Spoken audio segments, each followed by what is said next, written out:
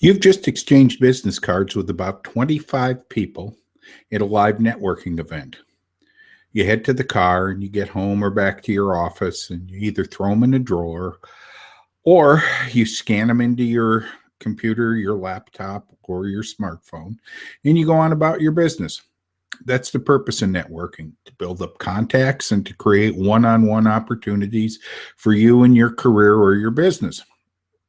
A few mornings later, you wake up and you open your email and you start to see a number of emails that have absolutely nothing to do with you, your life, your job, or your interests. And you look a little closer and you see that you're starting to get newsletters, special offers, webinar invitations that you haven't even requested. It's not that you don't have enough to do or read, but suddenly your inbox is filling up with lots of unrequested material. Hi, I'm John Jerkowitz, and as it says below me, I'm an avid anti-spammer. In about the last 3 or 4 months, I've had that exact scenario occur. I come home from a networking event. A couple days later, I'm getting newsletters, special offers from stuff that A, I'm not interested in, and B, I would never buy to begin with. And so the other morning, when I got about the 15th one, I got upset. And Joan, my lovely wife, and I were eating breakfast, and I said, this is getting ridiculous. And she looked at me a minute, and she said, well, maybe they don't know. Maybe people just don't know. There's the wisdom of being married to somebody for 41 years, she said, and honey, they're all not as intelligent and knowledgeable as you are. And I said, well, that's true.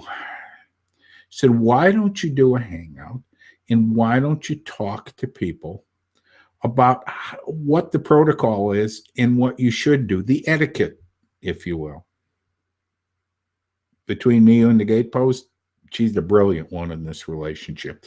So I've just put together a real short presentation on email marketing etiquette. This is not how to use email marketing. This is not how to create landing pages, click-through pages, opt-in pages. This is about etiquette. This is email marketing 101A, what you should know before you spend money, start clicking, and decide what you're going to do. Okay? So I'm going to do a couple screen shares here. And the first one I'm going to do is just a PowerPoint that I put together for everyone. And first of all, the definition, okay, so we're not sharing. Yeah. That's not good at all. Okay. Technology does not always work the way we want it to work, does it?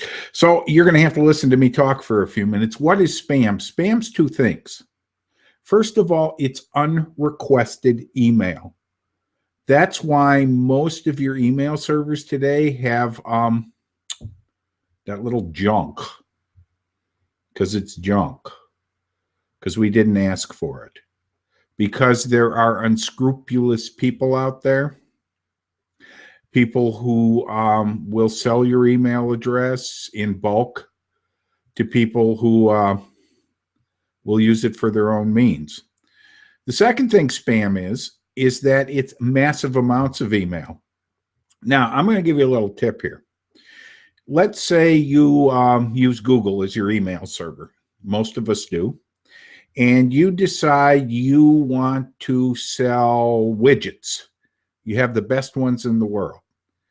And because you're so popular on Google Plus and throughout the rest of the world, you have like 3,657,000 contacts. Okay? It's a lot of people. So you decide you're going to send them all the same email, thank the good Lord for cut and paste. And so you start sending them out with the same title, buy my widget, or you kind of do like a Google Analytics and come up with some catchy title like widgets.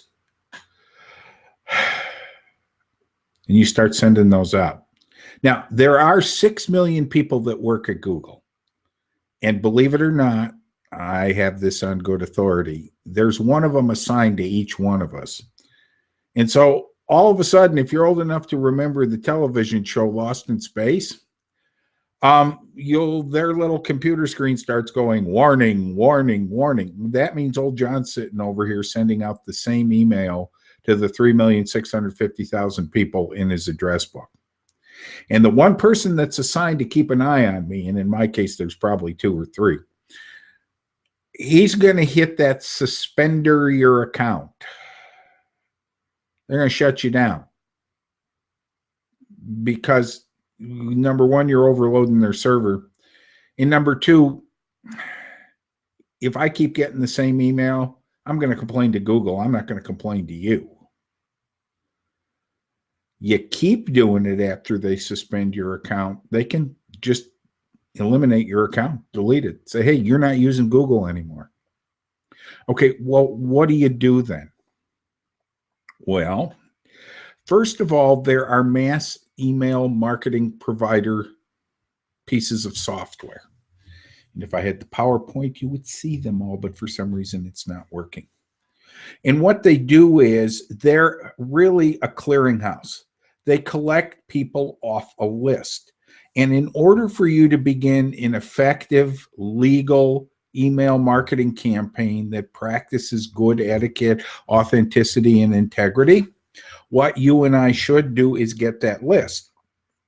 Now, there are people who say, oh, well, all my kids, I got 6 of them. Well, all my kids want to get my newsletter. And everybody in the user-to-user community at Google Plus wants to read my blog, so I'm going to enter those into a field. Now, I happen to use MailChimp for my mass email marketing provider. And they don't care if I have 80 or 8,000 people. Well, they do care. If I have 8,000, they charge me a whole lot of money. I don't. So now I start sending out emails, and let's say my good friend Michael Daniels gets something on hair care because he and I have the same issue. And he goes, well, I don't have any hair. What do I?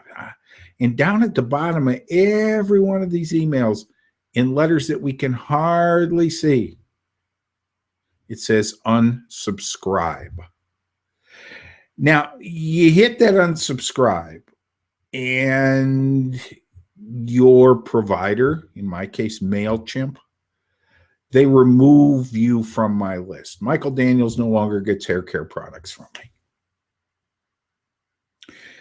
But MailChimp and Constant Contact and Abware and Instapage and Infusionsoft and more than the hair on my head, they keep a list of that. And if they start seeing a lot of unsubscribes in a short period of time, they'll suspend your account because what they're saying is you didn't, here's an important word, opt in.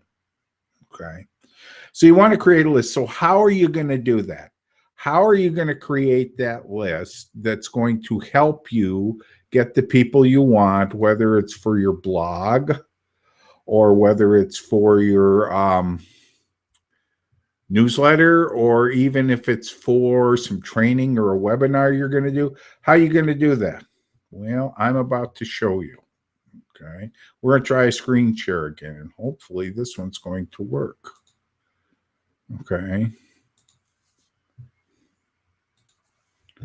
There we go. That one worked. This is my business Facebook page for New Career Creations. Okay. And on it, I have what's called an opt-in form. And it says, hey, are you ready to start creating success in your life?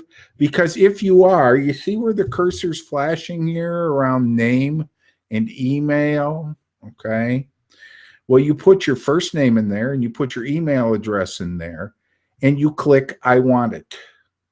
Now, what I've done is maybe you want to know a little more, so I talk a little bit about the company and who I am and what you'll get from my newsletter and some of the great people I've worked with who really enjoy working with me. And then I click on this little button here. See how it turned colors? Isn't that cool? Doesn't take a whole lot to entertain me. And it says, I want it. And then I click on it. And when I set this up, what it does is it sends that information to my email service provider, my marketing email service provider, MailChimp. They send me an email and say, hey, John, guess what? You have a new subscriber. And they're automatically added to the list of people that get my newsletter. Now, if I do this for my blog, for example, then it goes to a different list because the same people that get my newsletter don't get my blog. But here's the thing, when they fill this out, okay, they're verifying, I want to read your newsletter. I want to get your blog.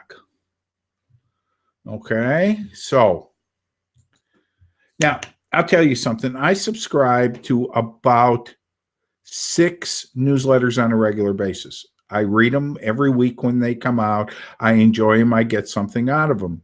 There were about another 4 or 5 that I kind of were lukewarm about for a while, but I subscribed to them. And that's what that unsubscribe button on the bottom is. I had lost interest, or I thought, you know what, this doesn't have the value to me that it represented. I'm just going to opt out. Because see, this form right here, the one that I talked to you about, this form right here is called an opt-in form, okay? You are using your option to get into what the author is creating or writing. Okay.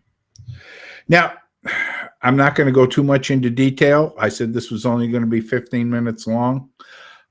Canada has a law, an anti-spamming law, and it's an acronym, and I don't quite sure what it means. But they're one of the first nations to say, hey, if you don't get somebody's permission to start sending them this stuff, we can fine you, and you might potentially go to jail. So please don't be a spammer. There's so many of these programs out there that are free or relatively inexpensive for you and I to work with. And yeah, you may be in business, and yeah, I know you want to earn a living, and so do I, but can we do it the right way? Can we do it in a way that respects and honors other human beings? Because that's really what you're doing here. When I say to you, hey, Michael Daniels, you have the option of listening to me or reading what I write, and I'm giving you that option. I'm not going to be pretentious or rude enough to just simply start sending you my stuff. Okay. Off my soapbox. I feel better. Grateful to my wife for having me putting this all together. So please don't be a spammer. And if you have any questions about this, you know where to find me.